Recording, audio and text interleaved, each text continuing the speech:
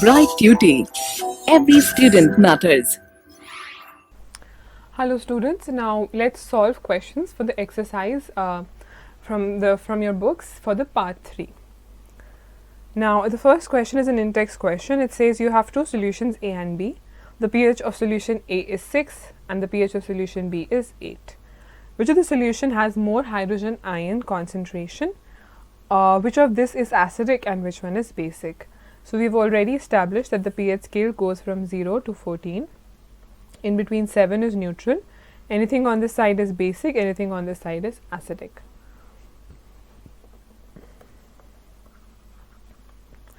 Now that we've established this, let's look at this question again. A substance with pH 6 would lie somewhere here, so it is acidic in nature.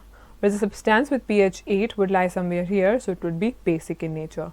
Solution A is acidic and B is basic in nature.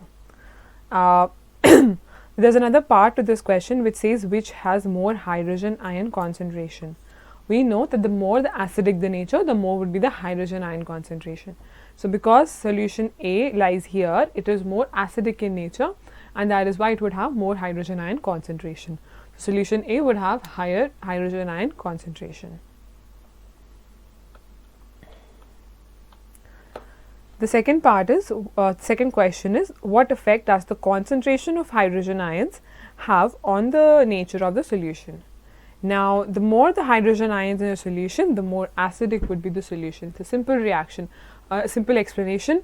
The more the hydrogen ions, the higher is the acidity of that substance. So, because because hydrogen ions determine the acidic nature of a substance. The next question is, do basic solutions also have hydrogen ions? If yes, then explain why. So, you remember this diagram from your book which shows that the hydrogen ion concentration is like this. This is the H plus concentration and this is the OH minus concentration.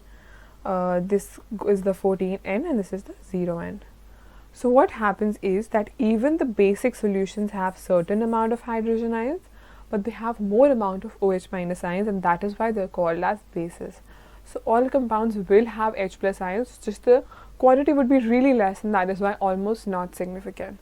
So, basic solutions do have H plus ions. They are basic because the concentration of hydroxide ions is more than that of the hydronium ions. Under what soil condition do you think a farmer would treat his soil with quicklime, slate lime or chalk?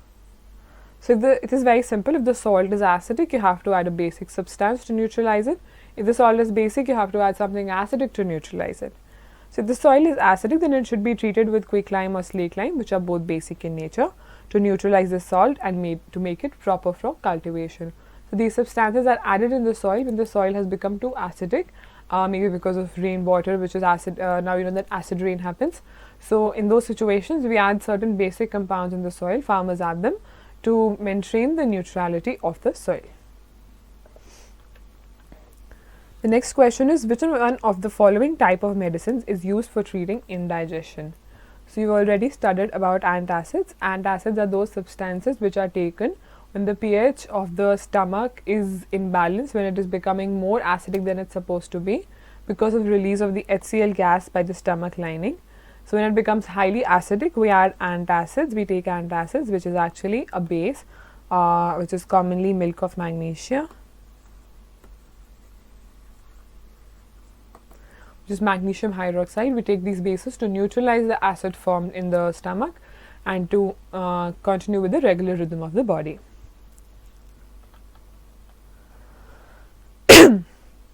Five solutions A, B, C, D and E, when tested with universal indicator of pH, have pH 4, 1, 11, 7, 9.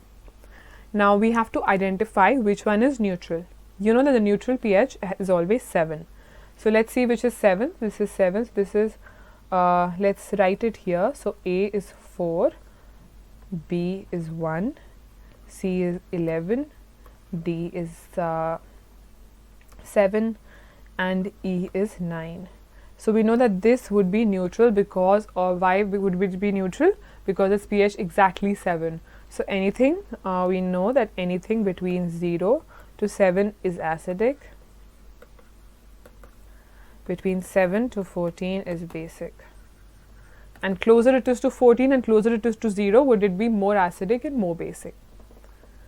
Which is strongly alkaline. So something which is closer to 14 would be strongly alkaline. What is closest to 14? C.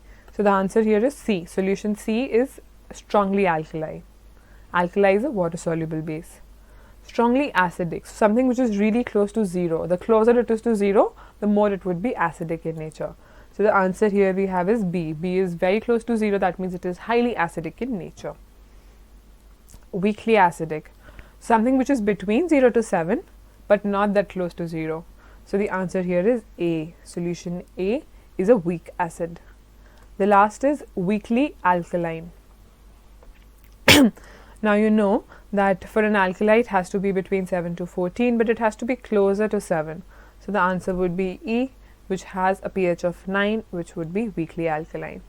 You're also asked to arrange the pH in increasing order of hydrogen ion concentration, which we can do like this: 11, 9, 7, 4 and 1. So the highest hydrogen ion concentration would be at 1 and the lowest would be at 11. The next question says that fresh milk has a pH of 6. So it is a slightly acidic nature. How do you think the pH will change when it turns into curd? Now we know that curd has lactic acid in it. We have established it in the previous discussions. So because it has to turn into a completely acidic substance, the pH would go down. So when the milk is turned into curd, the pH value decreases due to the production of lactic acid which is present in the curd, and so it becomes a even lesser value than 6. The next question is that a milkman adds a very small amount of baking soda to fresh milk.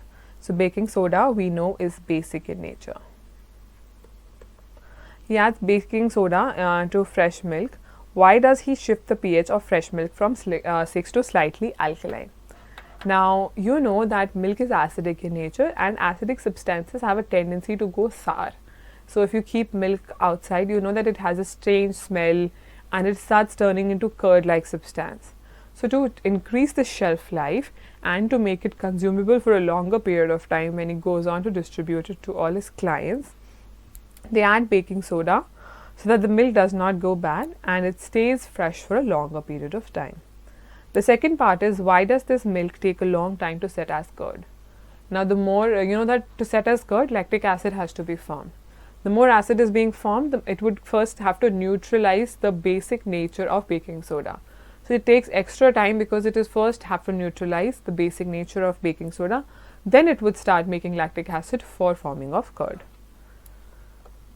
So that is all for this part. This covers your in-text questions and your exercise questions from this relevant topic.